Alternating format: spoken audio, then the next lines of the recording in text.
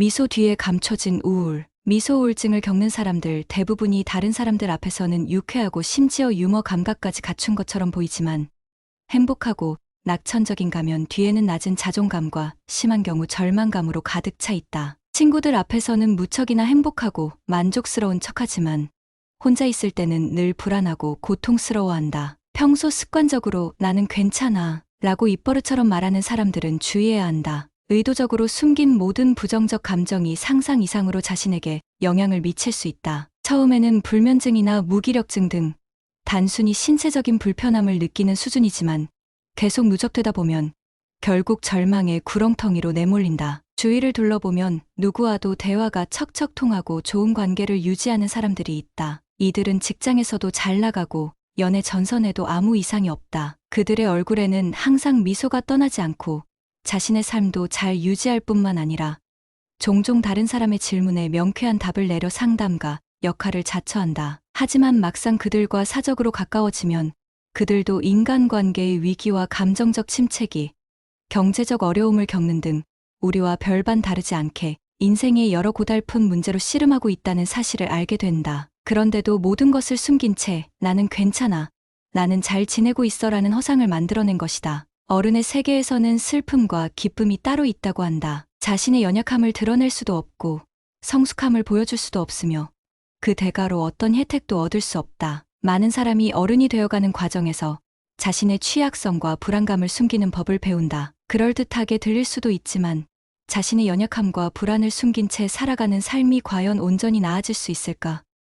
그리고 진정 성숙해질 수 있을까? 대부분 사람이 겪는 우울증은 실제로 자기 억압과 관련이 있다. 자기 억압은 감정을 표현하지 않는 것을 뜻한다. 내면의 감정이 일어났을 때 겉으로 아무런 행동이나 표정, 말 등을 표현하지 않고 억제함으로써 지금 느끼는 감정을 철저하게 숨기는 것이다. 어떤 사람들은 감정은 물론 생각과 욕망까지도 억압한다. 자기 억압을 선택하는 것은 일반적으로 잠재의식과 깊은 관련이 있다. 성장 과정에서 자기 표현이 항상 무시되거나 다른 사람에게 거부당하고 억압을 받으면 점점 표현 대신 자신의 감정을 억압하는 방법을 배우게 된다. 항상 다른 사람에게 나는 괜찮다, 나는 잘 지낸다 라고 표현하는 사람은 그저 어른으로서 겉으로 드러나는 체면을 유지하려 애쓰는 것일 뿐 내면 깊은 곳에는 해결되지 않은 두려움을 감추고 있다. 그들은 자신의 취약성과 불안이 드러날까, 그것이 다른 사람들의 반응을 얻지 못할까봐 두려워한다. 나는 잘 지내고 있어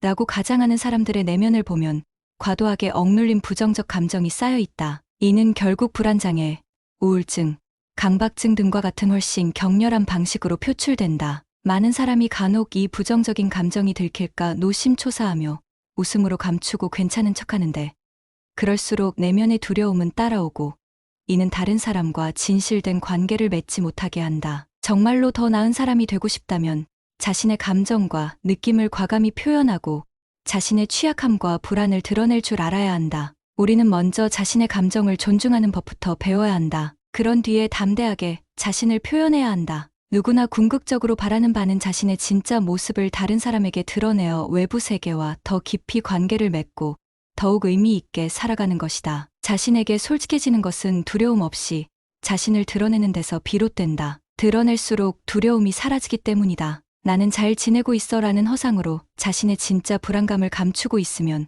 엄청난 피로감을 느낄 것이다. 결국 집으로 돌아와 자신을 마주하면 공경에 처한 자신을 도와줄 사람이 하나도 없다는 생각에 강한 외로움에 휩싸이고 만다. 무관계가 위험한 이유는 진짜 자신을 보여주지 못하여 에너지가 고갈되고 다른 사람과 깊이 연결되지 못하여 외로움을 느끼게 만들기 때문이다. 불안감과 우울증 등과 같은 신체적, 정신적 문제의 원인은 다른 사람과 깊은 관계를 맺지 못하는 것과 밀접한 관련이 있다. 가정은 우리가 태어나면서부터 경험하는 첫 번째 인생 학교다. 이 학교에서 우리는 사랑이 무엇인지를 배운다. 사랑의 여정에는 반드시 대치와 충돌, 시련 등 가슴을 아프게 하는 여러 순간이 있다. 하지만 빛과 꽃, 박수처럼 사람을 감동시키는 순간도 무수히 많다. 기나긴 인생이라는 여정에서 진실한 사랑을 경험하지 못하고 사랑받지 못한다면 너무 안타깝지 않겠는가?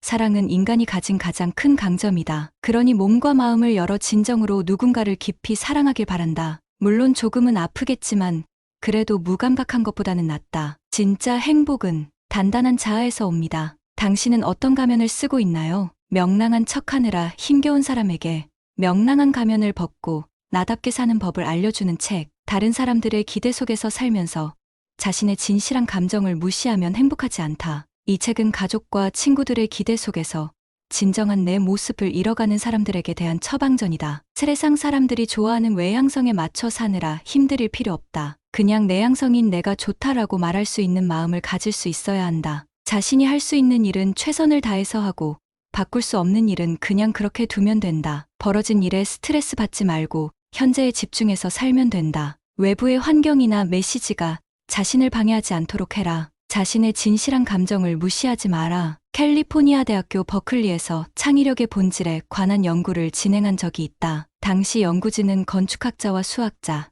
엔지니어, 과학자, 작가 등 각 분야에서 뛰어난 엘리트들의 목록을 만들었다. 테스트 결과 창의력이 높은 사람들은 사회적으로 내향적인 성향을 보이는 편이며 사회적 능력이 있지만 충분히 사회화되거나 사회적 활동에 참여하려는 열망은 약한 것으로 나타났다. 애플의 창업주 워즈니악뿐만 아니라 페이스북의 창업자 마크 저커버그와 마이크로소프트 창업자 빌 게이츠, 투자의 대가 워런 버핏도 공개석상에서 내향적인 성격이어서 사교적 활동보다 혼자 생각하거나 독서를 하면서 시간을 보내는 것을 선호한다고 했다. 버클리에서 진행한 연구는 내향적인 사람이 쓸모없는 사람이 아니라는 것을 보여준다. 오히려 내향적인 사람이 자신의 성격적 장점을 최대한 발휘한다면 더 눈부신 성과를 낼 수 있을지도 모른다. 세상에 맞춰서 가면을 쓰고 살아가는 당신에게 이 책을 권합니다. 오늘 부자도서관이 준비한 내용이 마음에 드셨다면 좋아요와 구독을 잊지 마세요. 소중한 시간 시청해주셔서 감사합니다.